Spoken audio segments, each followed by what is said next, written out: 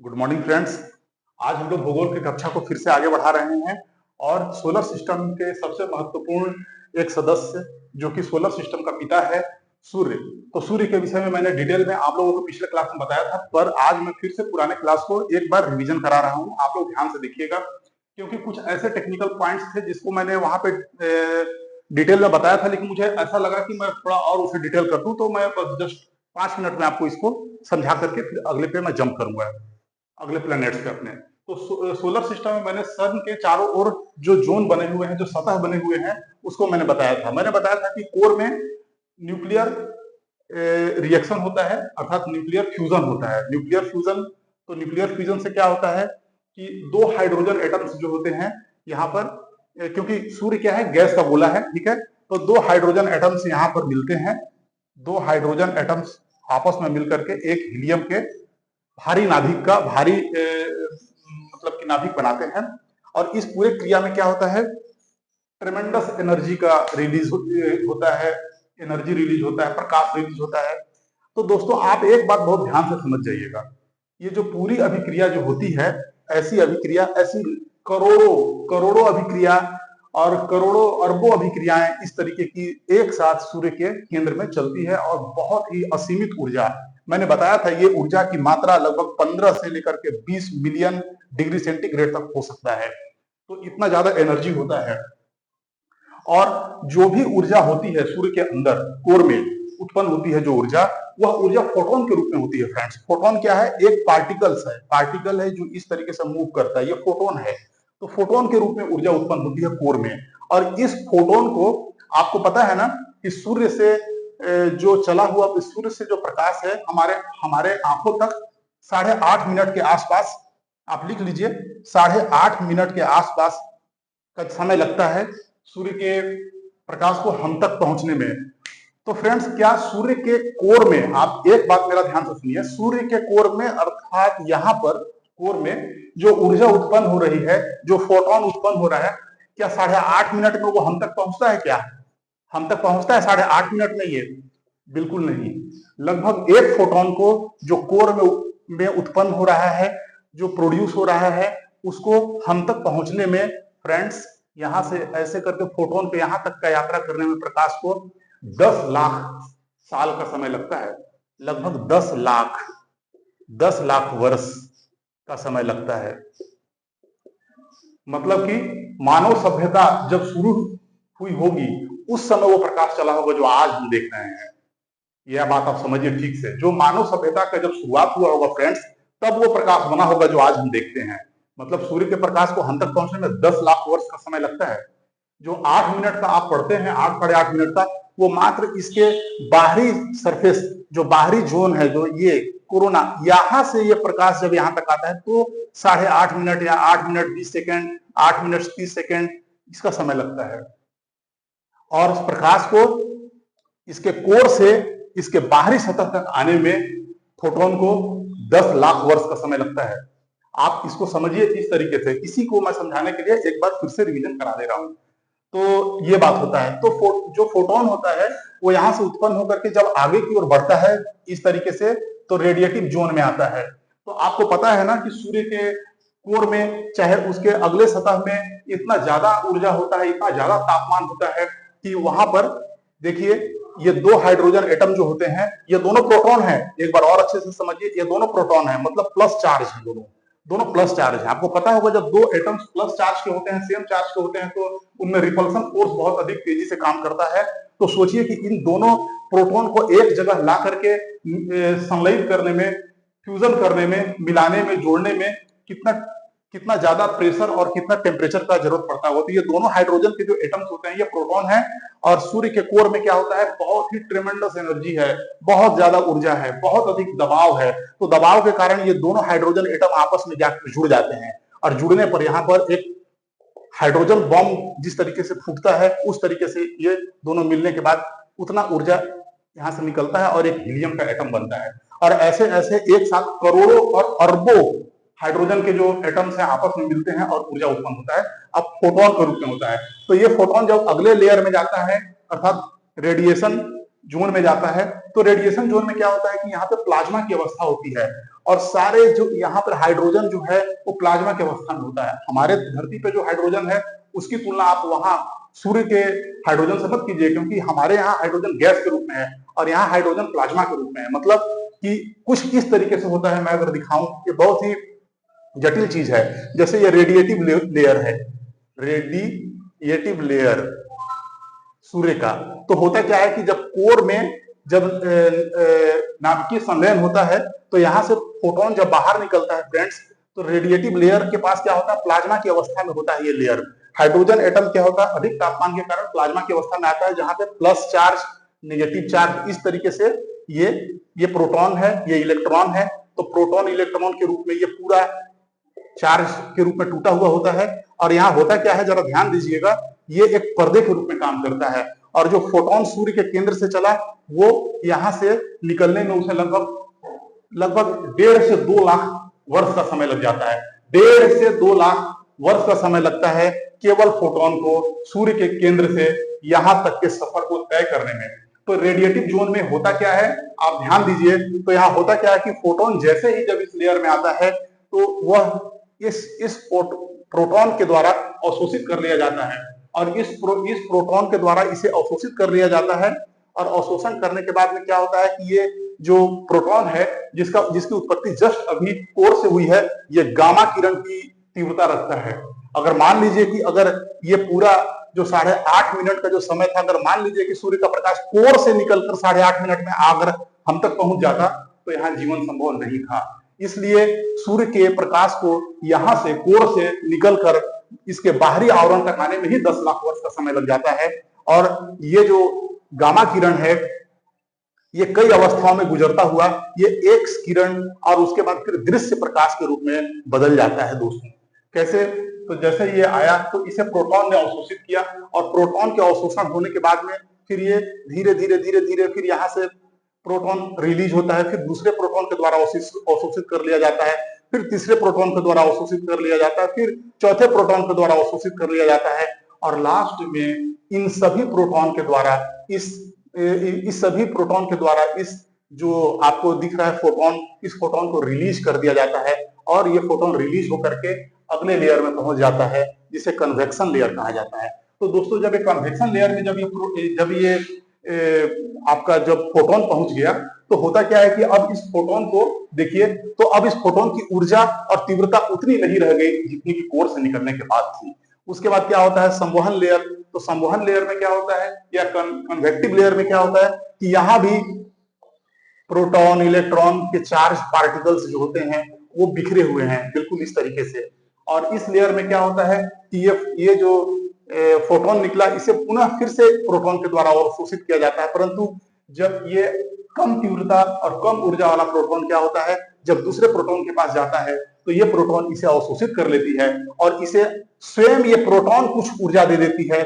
और जब कोई कण ऊर्जा प्राप्त करता है तो ये ऊपर की ओर उठता है, आपको पता है। तो इसी रूप से जब ये फोटोन अगले लेयर में कन्वेक्टिव लेयर में जब आता है तो ये प्रोटॉन से टकराता है, और ये प्रोटॉन क्या है, इसे अपनी ऊर्जा देती है, और ये ऊर्जा पाकर के फिर छलांग लगा के अगले लेयर में आ जाता है। ठीक है, और अगला लेयर आपको पता ही है जैसे कि फोटोस्फीयर है।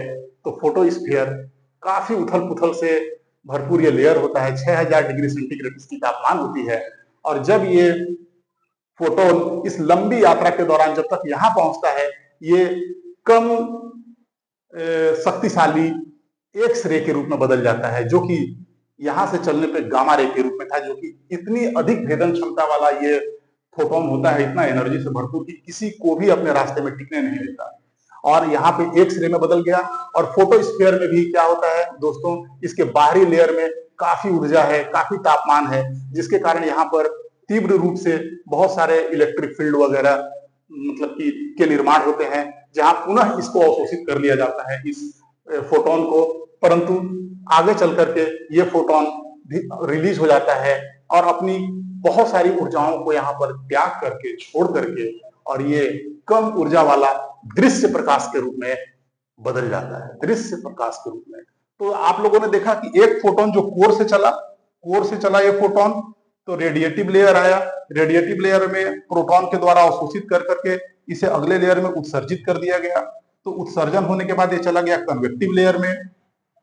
कन्वेक्टिव लेयर में क्या हुआ कि प्रोटॉन ने इसका अवशोषण किया और कुछ ऊर्जा दिया, जिसे छलांग लगाकर आ गया फोटोस्फीयर में। अब फोटोस्फीयर में क्या होता है कि यहाँ पर पुनः ये फोटोस्फीयर को पार करने में इसे अब ज्यादा मशक्कत नहीं करना पड़ता इस फोटोन को, और ये पहुंच जाता है धीरे धीरे कर करके सूर्य के बाहरी लेयर में। और बाहरी लेयर मतलब कि आप देख लीजिए क्रोमोस्फीयर हो गया, फिर कोरोना हो गया, और फिर यहाँ से फिर जब ये फोटोन जो कि यहाँ गामा रेस का ये प्रॉपर्टी रखता था, यहाँ ये एक्स रेस का प्रॉपर्टी रखता है, और यहाँ पे कम ऊर्जा वाले एक्स रे में बदल जाता है, और फिर इस तरीके से यात्रा से अब यहाँ ये दृश्य प्रकाश के रूप में बदल जाता है और हम तक पहुंचता है। तो ये पूरी इसकी यात्रा थी, और इस तरीके से पूरा यात्रा तय करता है एक फोटोन, और ऊर्जा के रूप में, ऊर्जा के बंडल के रूप में ये हमारे पृथ्वी तक पहुंचता है, और इस यात्रा में जो भी रुकावटें होती हैं उसे वो पार करता है। और मैंने बताया था कि जब ये फोटोस्फीयर के पास आता है तो फोटोस्फीयर के पास में काफी हैवी इलेक्ट्रिक फील्ड जो होता है सन का, वो उत्पन्न होता है। इसकी इलेक्ट्रिक फील्ड इतनी तीव्र होती है कि ये पुनः प्रोटॉन को, फोटोस्फीयर में इतना तीव्र इलेक्ट्रिक फील्ड बनता है दोस्तों ये, कि ये फोटोन को कैद कर लेता है, कैद कर लेती है, जिसके वजह से यहाँ से फोटोन जो है वो रिलीज नहीं हो पाता है। और इसके वजह से जहां से फोटोन रिलीज नहीं हो पाती है और कैद हो जाती है, उस जगह पे एक ब्लैक स्पॉट दिखाई देता है। ब्लैक स्पॉट, काला धब्बा, इसे ही सन स्पॉट भी कहते हैं। तो ये पूरी यात्रा थी, और इस तरीके से हमारे धरती तक सन का लाइट पहुंचता है और जीवन संभव हो पाता है। जैसे कि आहार श्रृंखला, हमारी आहार श्रृंखला के लिए सन का कितना इंपॉर्टेंस है आप समझ जाइए। उसके बाद फिर पृथ्वी की गतियां, मौसम, सभी चीजें सूर्य के प्रकाश से टिका हुआ है, और साथ ही साथ महासागरों में गति, सभी चीज इससे जुड़ा हुआ है, सारा इकोसिस्टम इससे जुड़ा हुआ है। तो ये कहना गलत नहीं होगा कि सूर्य की भूमिका सौरमंडल में पिता के समान है और माता के समान भी है, क्योंकि हम पौराणिक रूप से देखें तो इसे, आप मिस्र की सभ्यता पे जाइए, आप हमारे सभ्यता में देखिए, आप कहीं भी देखिए, आप ग्रीस यूनान जाइए, आप सभी जगह देखिए, तो हर जगह कहीं ना कहीं किसी न किसी रूप में एक पालनहार की भूमिका सूर्य का हमेशा रहा है। तो इस रूप में सूर्य को हम लोगों ने समझा। अब हम लोग जल्दी से आगे बढ़ेंगे। मैंने केवल रिवीजन कराने के लिए और थोड़ा सा और अधिक आप लोगों को कुछ डायमेंशंस को देना चाहता था, क्योंकि मुझे ऐसा लगा कि जितना डिटेल में दिया जाए उतना ही अच्छा है, ताकि आप लोग को रटना ना पड़े। ठीक है, तो आप लोगों ने देखा। अब हम लोग एक एक करके सभी प्लैनेट्स के विषय में देखेंगे जो कि परीक्षा में आने योग्य हैं, और आप लोगों को नोट करते चलना है। थोड़ा हल्का स्पीड मैंने इसको इसलिए रखा था क्योंकि मुझे प्लैनेट्स के विषय में भी आप लोगों को बताना है। तो इस डिस्कशन के बाद आप लोगों को कोई भी दिक्कत नहीं हुआ होगा, अगर होगा तो कमेंट बॉक्स में आप लोग जरूर लिखिएगा। ठीक है, अब सोलर सिस्टम में मैंने बताया कि सन की केंद्रीय भूमिका है, फिर है बुध, शुक्र, पृथ्वी, मंगल, बृहस्पति, शनि, यूरेनस,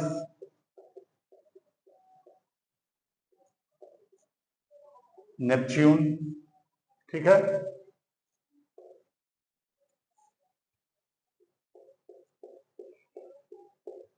ये क्या है? क्षुद्र ग्रह की पेटी।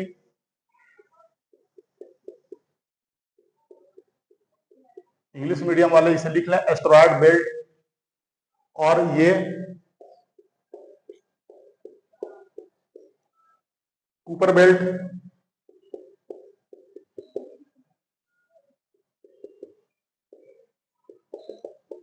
हिंदी वाले भी कुपर बेल्ट ही लिखें।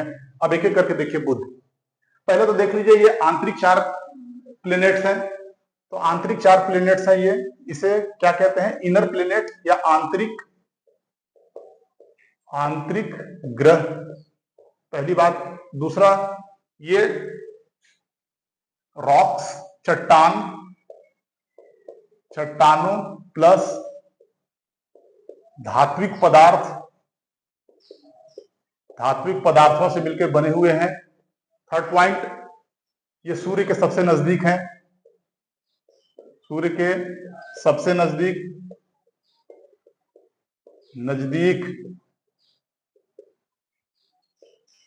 फोर्थ पॉइंट, इसमें आप देखिए ध्यान से तो आपको समझ आएगा, इसके जो मून्स हैं, मून्स या उपग्रह कम है और कुछ के नहीं है। ठीक है, तो इस तरीके से देखिए, ये सूर्य के चारों तरफ तेजी से घूमते हैं, तेजी से घूमते हैं। ऐसे ही देखा जाए इनको, तो इनको कहते हैं बाह्य ग्रह। क्या? बाह्य ग्रह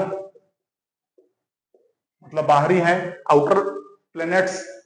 ये गैसीय हैं, गैसीय ग्रह हैं, या इन्हें जोबियन प्लैनेट्स भी कहते हैं, जोबियन प्लैनेट्स। फिर इनमें क्रस्ट क्षीण होते हैं, क्षीण का मतलब कि नहीं के बराबर होते हैं, हाइड्रोजन और हीलियम जैसे गैसों से मिलकर बने हुए हैं। और इनकी जो मून्स हैं या उपग्रह अधिक हैं, अधिक उपग्रह मिलते हैं, जैसे कि शनि, बृहस्पति। उसके बाद फिर देखिए कि इनका जो सूर्य के चारों ओर घूमने की जो गति है वो अपेक्षाकृत आंतरिक ग्रहों से क्या है, कम है। ठीक है, तो इस रूप में हम देखें कि थोड़े से विशेषताएं दोनों की हम लोगों ने देख लिया। अब हम लोग एक एक करके सामने आते हैं। आप लोग नोट करते जाइए और क्लास को एंजॉय कीजिए, साथ ही साथ आप लोग अपने नोट्स को भी बनाते जाइए। ठीक है, देखिए बुध पे आते हैं हम लोग। बुध सबसे आंतरिक ग्रह है, आप लोग नोट कीजिए, सबसे आंतरिक ग्रह, सबसे आंतरिक ग्रह, पहला पॉइंट। दूसरा पॉइंट, इसके कोई उपग्रह नहीं है, उपग्रह नहीं है। सूर्य के सबसे नजदीक होते हुए भी सबसे गर्म ग्रह नहीं है। आप लोग कंफ्यूज मत होइएगा कभी भी, बुध सूर्य से सबसे नजदीक होने के बाद भी सबसे गर्म ग्रह नहीं है, सबसे गर्म नहीं है, नो। क्यों? चूंकि बुध पर वायुमंडल का अभाव है, बुध पर वायुमंडल नहीं मिलता। तो वायुमंडल नहीं मिलता है तो क्या होता है कि जैसे बुध है, इसके चारों तरफ वायुमंडल नहीं है। अगर वायुमंडल होता तो क्या होता है, सूर्य के प्रकाश को यहाँ पर आने के बाद ये वायुमंडल है तो यहाँ पे गैस और धूल कण इत्यादि के द्वारा अवशोषित कर लिया जाता है और इस तरीके से वह ग्रह गर्म होता है। परंतु यहाँ पे क्या है, वायुमंडल है ही नहीं, तो वायुमंडल न होने की वजह से सूर्य का प्रकाश जितना आता है उतना ही बाहर निकल जाता है, इसलिए एक जो ग्रह है ये गर्म नहीं है। ठीक है, उसके बाद फिर क्या है बुध पे, और अगर हम आगे देखें तो मूल खासियत बुध की यही है, सबसे छोटा है, सबसे छोटा है। तो इन सब चीजों को आप नोट कर लीजिए। ठीक है, अब मैं आगे बढ़ूं, मैं रफ करता चल रहा हूं क्योंकि मेरे बोर्ड पे जगह की कमी है, थोड़ा आप लोग कोऑपरेट कीजिए और साथ ही साथ आप लोग तुरंत लिखते भी चलिए। ठीक है, आप वीडियो पॉज करके भी अपने लिखने का काम कर सकते हैं, एक बार समझिए और 2 से 3 बार वीडियो को देखिए। चलिए शुक्र पे आइए। शुक्र सबसे गर्म, सबसे गर्म क्यों? क्योंकि वायुमंडल है, वायुमंडल है। शुक्र के वायुमंडल में आप लोग देख लीजिए कि कार्बन डाइऑक्साइड प्लस सल्फ्यूरिक अम्ल की मात्रा पाई जाती है, इससे मिलकर बनता है। तो आपको पता ही है कि ये दोनों ग्रीन हाउस गैस हैं। देखो देखिए यहाँ पे कार्बन डाइऑक्साइड एक महत्वपूर्ण ग्रीन हाउस गैस है और यहाँ पे सल्फर मिलता है सल्फ्यूरिक अम्ल में, तो सल्फर भी एक ग्रीन हाउस गैस है। तो दोनों की वजह से क्या है कि ये सूर्य के प्रकाश का अच्छा खासा अवशोषण कर लेते हैं और ये सबसे अधिक गर्म ग्रह का खिताब प्राप्त कर लेता है। दूसरा पॉइंट, शुक्र में सबसे चमकीला है, सबसे चमकीला, सबसे चमकीला है, सबसे चमकीला ये अच्छा, अगला पॉइंट पे हम बनाते हैं। यहां पर देखिए कि कुछ मात्रा में वोल्केनो भी मिलता है, कुछ वोल्केनो वोल्केनो मतलब कि ज्वालामुखी भी मिलता है यहाँ पर, ठीक है। तो वोल्केनो से क्या होता है कि यहाँ से भी गर्म गैस वगैरह निकलते हैं जिसकी वजह से भी ये गर्म है थोड़ा, ठीक है। और कुछ घाटियां वगैरह भी आप देख सकते हैं वहां पर मिलता है, ठीक, घाटियां। ओके, अगला पॉइंट में चले तो ध्यान दीजिएगा कि शुक्र जो है वो क्या होता है कि पृथ्वी से कुछ मिलती जुलती है मित्रों, ठीक है, इसीलिए इसे अर्थ सिस्टर भी कहते हैं, ठीक है, अर्थ सिस्टर माने पृथ्वी की जुड़वा बहन कहिए, पृथ्वी की जुड़वा बहन, ठीक है। उसके बाद फिर देखिए कि ये चंद्रमा है ना, चंद्रमा मून, उसके जस्ट ऊपर में देखिए यहां पर शुक्र का लोकेशन है, आप आसमान में से देख भी सकते हैं, ठीक है। और ये शाम में, भोर में दिखाई पड़ता है, भोर में, मॉर्निंग में दिखाई पड़ती है, इसे भोर का तारा भी कहते हैं, ठीक है। तो इस रूप में आप शुक्र को देखिए और समझिए शुक्र के विषय में, ठीक। अब शुक्र के बाद हम लोग कहां चले, शुक्र के बाद हम लोग आ जाते हैं पृथ्वी पर। तो पृथ्वी के बारे में मैं डिटेल में बताऊंगा क्योंकि ज्योग्राफी में तो हम लोग को यही पढ़ना ही है, लेकिन तब भी से आप थोड़ा जान लीजिए कि जो पृथ्वी है क्या है कि ये अपने धुरी पर 23.5 डिग्री झुकी हुई है, झुकी है, ठीक है। साथ ही साथ क्या है कि यहां पर 70% से ज्यादा जल की मात्रा है, अद्भुत बात है। ये पृथ्वी जो है इतनी महत्वपूर्ण ग्रह है जहां पे जीवन संभव हो पाया है। इसके अलावे आप कहीं भी जाएंगे तो जीवन के कोई भी विस्तृत प्रमाण नहीं प्राप्त होते हैं। साथ ही साथ 23 मिनट 56 सेकंड में यह अपने धुरी पर घूम जाती है, घूमती है, ठीक है। उसके बाद फिर क्या है, 365 दिन और 6 घंटे में सूर्य की चक्कर लगाती है, सूर्य की चक्कर लगाती है, ये भी आप जान लीजिए। और चंद्रमा पृथ्वी के मून है, मून, चंद्रमा, ये भी पृथ्वी के पे बहुत सारे घटनाओं के लिए, जैसे कि आपको पता होगा कि ज्वार भाटा के लिए जिम्मेदार है, टाइड के लिए। तो इससे क्या होता है, समुद्री गतियां प्राप्त होती हैं, तो इसका भी इंपॉर्टेंस है, ठीक है। तो आगे हम लोग चलें आप शुक्र के पृथ्वी के बाद आप लोग नोट कीजिए,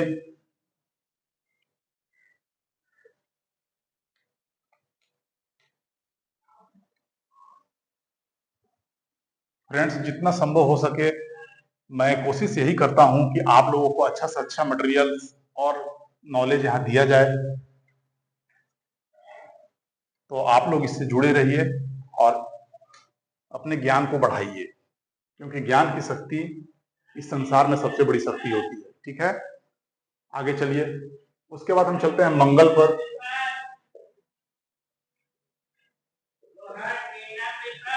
मंगल को लाल ग्रह कहते हैं, लाल ग्रह। ये लाल ग्रह क्यों है, क्योंकि इसके धरातल पर आयरन पाया जाता है, आयरन के मिलने की वजह से ये लाल दिखता है, ठीक है। उसके बाद फिर देखिए आगे देखें तो ये हुआ। उसके बाद फिर देखिए इसके उपग्रह,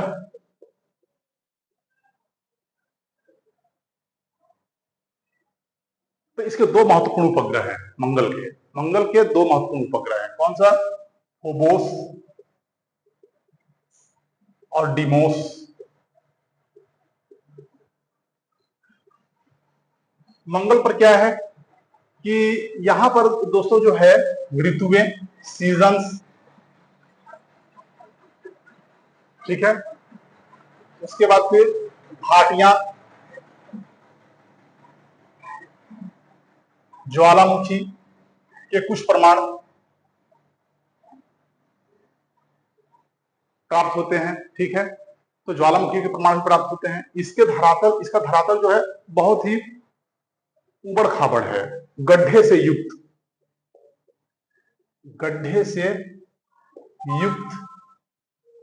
धरातल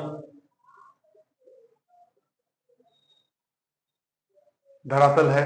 तो इस तरीके से मंगल को आप देखें तो इतने पॉइंट्स मंगल के लिए बहुत महत्वपूर्ण है। लाल ग्रह है, यहाँ पे आयरन पाया जाता है, उपग्रह इसके फोबोस और डिमोस हैं, यहाँ पे ऋतुएं भी प्राप्त होती हैं, घाटियां प्राप्त होती हैं, ज्वालामुखी भी दिखाई पड़ता है, ठीक है। गड्ढे से भरा हुआ है, यहाँ पर धरातल है। तो इस रूप में आप मंगल को भी देखिए। चलिए मंगल के बाद हम लोग आगे चलें तो क्षुद्र ग्रह की पेटी प्राप्त होती है। तो देखिए, तो क्षुद्र ग्रह की जो पेटी है, क्षुद्र ग्रह की पेटी, ये क्या है? देखिए होता क्या है कि जब सोलर सिस्टम में आपको पता है कि सन जो है लगभग 99% के आसपास जितने भी पदार्थ थे वो सब मिलकर के सूर्य का निर्माण किए। बाकी पॉइंट्स में लमसम लगभग 1% पदार्थ से सारा प्लैनेट्स और जितने भी आपको दिखाई पड़ रहे हैं आठों जो ग्रह हैं इनका निर्माण हुआ है, ठीक है। बाकी 98.99 या फिर 99% जो भी पदार्थ थे वो सभी मिलकर के सन का निर्माण किए हैं, और बाकी जितने भी पदार्थ बच गए उससे सोलर सिस्टम के अन्य सदस्यों का निर्माण हुआ है। तो हुआ ये कि उसमें से कुछ पदार्थ बड़े टुकड़े के रूप में और धूल कण के रूप में बिखर गए, और बिखरने के बाद ये इनके पास इतना गुरुत्वाकर्षण शक्ति नहीं था कि टकरा करके ये एक बड़े ग्रह का रूप ले पाए, और एक पट्टी के रूप में मंगल और बृहस्पति के मध्य में ये गति करते हैं और सूर्य के साथ चारों ओर चक्कर लगाते हैं। इसे ही एस्टेरॉयड बेल्ट या क्षुद्र पेटी कहा जाता है। बाकी कोई बात इसमें ऐसी नहीं है जो आप लोग नहीं जानते हैं। तो ये पूरा क्षुद्र ग्रह का पेटी है। आपको बस यही ध्यान रखना है, ज्यादा सवाल क्या, मतलब लगभग हजारों बार लाखों बार ये सवाल पूछ चुका है कि क्षुद्र ग्रह की जो पेटी है वो किन दो ग्रहों के बीच में है, तो मंगल और बृहस्पति, ठीक है। तो ये तो बहुत इंपॉर्टेंट है और बहुत इजी है, आपको तो यहीं से दिखाई पड़ रहा है, तो इसको आप समझ गए। आगे चलें, बृहस्पति तो आपको जानना है सबसे बड़ा ग्रह, ठीक है, सबसे बड़ा ग्रह। थोड़ा तेजी से हम लोग चलेंगे। उसके बाद फिर क्या है? सर्वाधिक गुरुत्वाकर्षण,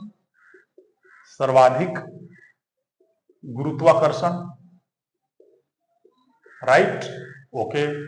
उसके बाद फिर मून्स या उपग्रह,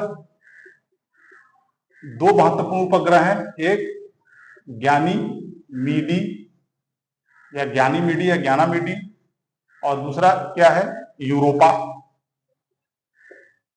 यूरोपा, ठीक है। उसके बाद आगे चलें दोस्तों। एक बात और थोड़ा सा ज्ञान बढ़ाने के लिए आप लोग जान लीजिए कि ज्ञानीमीडी क्या है? बहुत बड़ा उपग्रह है बृहस्पति का, ठीक है। ये कई ग्रहों से भी आकार में काफी बड़ा है। इसका अपना इलेक्ट्रिक फील्ड होता है। अपना इलेक्ट्रिक फील्ड का मतलब बहुत बड़ी बात है। आगे चलिए, ये हाइड्रोजन और हीलियम से मिलकर बना हुआ है ये ग्रह, ठीक है ना। और ये है, और उसके बाद फिर देखें तो यहां पर क्या है? बृहस्पति पे क्या है कि कुछ हल्लेनुमा आकृति नजर आती है, मतलब कि पीला, लाल और सफेद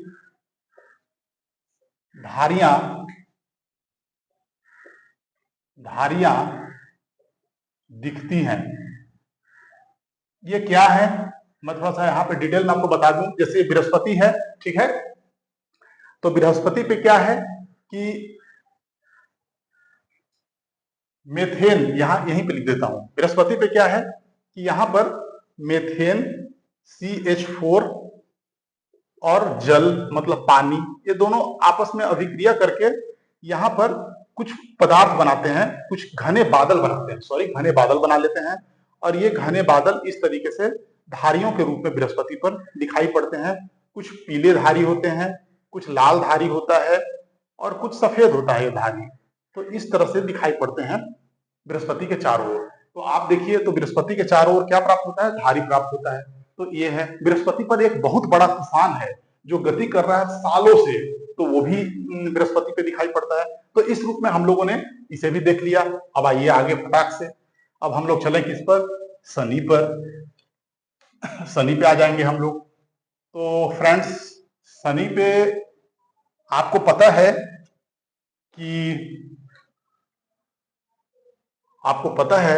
कि शनि पर क्या है? शनि, ठीक है, महत्वपूर्ण ग्रह। तो शनि क्या है? देखिए रिंग्स, इन सभी बाहरी जो ग्रह हैं, इन सभी की विशेषता क्या है? इनमें रिंग्स पाया जाता है, रिंग्स पाया जाता है। तो रिंग्स पाया जाता है यहाँ पर, ठीक है। तो शनि में भी रिंग्स पाए जाते हैं, 7 छल्ले पाए जाते हैं। कितने? 7 रिंग्स या छल्ले मिलते हैं, छल्ले मिलते हैं, ठीक है। अब देखिए क्या होता है कि ये छल्ले क्या है? ये जो रिंग्स हैं ये क्या होते हैं? चट्टान है और बर्फ, इनका संघनित रूप है, ठीक है। उसके बाद फिर क्या है? शनि में उपग्रह जो हैं शनि के, वो बहुत महत्वपूर्ण है। 82 उपग्रह हैं, जिसमें कि सबसे महत्वपूर्ण है टाइटन। टाइटन, आप इसको याद रखिए, ठीक है। ये क्या है? पूरे गैस से मिलकर बना हुआ है, जिसके वजह से इसका जो सरफेस है या इसका जो भूपर्पटी है, सरफेस जो है, भूपर्पटी, सरफेस या हिंदी में लिख दूं मैं तो भूपर्पटी नहीं के बराबर, अर्थात आप इस उतरेंगे अगर शनि पर तो उतर नहीं सकते, नहीं के बराबर है। साथ ही साथ क्या है? काफी कम घनत्व है, कम घनत्व, जिसके वजह से क्या होता है? कम घनत्व की वजह से क्या होता है कि अगर जल में, मतलब कि जल से कम घनत्व अगर जल में डाल दिया जाए शनि को, तो जल में तैरती है। इन सब बातों को हमको याद रखना है। तो इस तरीके से हम लोगों ने शनि को देख लिया। अब शनि के बाद हम लोग चलेंगे यूरेनस पे। यूरेनस, इंपॉर्टेंट बात यूरेनस में क्या है कि तीसरा सबसे बड़ा ग्रह, सबसे बड़ा ग्रह, तीसरा सबसे बड़ा ग्रह, और ये अपने मतलब कि इसका झुकाव, जैसे पृथ्वी का 23.5 डिग्री झुकाव है, तो इसका, इस ग्रह का झुकाव इतना अधिक है कि इसे लेटा हुआ ग्रह कहते हैं। लेटा हुआ ग्रह कहते हैं। क्यों? क्यों? क्योंकि इतना ज्यादा झुकाव है शनि का अपने अक्ष के साथ कि ये लेटा हुआ सा प्रतीत होता है। दोस्तों कुछ इस तरीके से देख लीजिए, ये कुछ मैंने ज्यादा दिखा दिया, लेकिन कुछ ऐसा ही है, जिसके वजह से क्या है? ये लेटा हुआ दिखाई पड़ता है, ठीक है। उसके बाद फिर क्या है यूरेनस में? तो यूरेनस एक ऐसा ग्रह है जो विपरीत दिशा में घूमता है, मतलब बाकी ग्रह जो है पश्चिम से पूरब की ओर घूमते हैं, तो यूरेनस का जो सूर्य के चक्कर लगाने की जो दिशा है वो क्या है? पूर्व से पश्चिम की ओर। तो सूर्य की उल्टे दिशा में चक्कर लगाती है, चक्कर लगाती है। दोस्तों एक बात और याद रखिएगा, ऐसी ही विशेषता किसकी है? शुक्र की। अर्थात ऐसे दो ग्रह हैं, दो ग्रह ऐसे हैं जो सूर्य का चक्कर उल्टे दिशा में लगाते हैं, वो है यूरेनस और शुक्र, ठीक है। उसके बाद फिर हम लोग देखें यूरेनस में आगे कि यूरेनस के जो उपग्रह है वो है टाइटेनिया, टाइटेनिया, इसे भी आप ध्यान से देखिए, ठीक है। टाइटेनिया, यूरेनस की उपग्रह टाइटेनिया है दोस्तों। बहुत सारे किताबों में, गाइड्स में आपको नहीं मिलेगा, आपको ध्यान से नोट करते जाइए। टाइटेनिया है, ठीक है दोस्तों। और यूरेनस के सरफेस का जो है तापमान -224 डिग्री सेंटीग्रेड है, ठीक है। तो इस रूप में हम लोगों ने यूरेनस को भी देख लिया। और ऐसे यूरेनस में भी छल्ले प्राप्त होते हैं, तो उतना महत्वपूर्ण तो नहीं है, पर आप लिख लीजिए कि यूरेनस में छल्ले की संख्या, छल्ले कितने हैं, 13, और उपग्रह कितने हैं, 27। पर टाइटेनिया को आपको याद रखना है दोस्तों। आगे चलें, और सबसे अंतिम जो हमारे ग्रह हैं उसके विषय में मैं आपको बता दूं कि वो है नेपच्यून। कौन?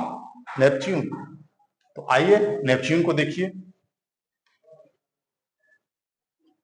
नेपच्यून, नेपच्यून, नेपच्यून क्या है? सबसे अंतिम ग्रह है, सबसे अंतिम ग्रह, परंतु सबसे ठंडा नहीं, परंतु सबसे ठंडा नहीं, ठंडा नहीं। आपको किसी किताब में नहीं मिलेगा दोस्तों, चाहे आप लूसेंट पढ़िए, चाहे कोई भी किताब पढ़िए, आपको मिलेगा नहीं। यहाँ पे समझ लीजिए यहीं पर। इसीलिए सबसे क्या है, ये दूर है परंतु सबसे ठंडा नहीं है। तो सबसे ठंडा कौन है? तो सबसे ठंडा यूरेनस है, सबसे ठंडा ग्रह यूरेनस, ठीक है। क्यों इसे समझना है? तो देखिए यूरेनस जो है, यूरेनस के सतह का तापमान -224 डिग्री सेंटीग्रेड है, वहीं पे नेपच्यून का -214 डिग्री सेंटीग्रेड है। ऐसा इसलिए होता है क्योंकि यहां पर इन दोनों के वायुमंडल के निर्माण में मीथेन की भूमिका बहुत महत्वपूर्ण है, परंतु अपेक्षाकृत मीथेन की मात्रा यूरेनस में थोड़ा ज्यादा है और यहां पर नेपच्यून में थोड़ा सा कम है। CH4 की मात्रा थोड़ी सी कम है। तो इसके वजह से वायुमंडल में मीथेन अधिक होने की वजह से सूर्य की उष्मा का अवशोषण तेजी से होता है, और इसके वजह से सबसे अधिक ठंडे ग्रह का खिताब यूरेनस के पास है। समझ गए? नेपच्यून के पास नहीं है, ठीक।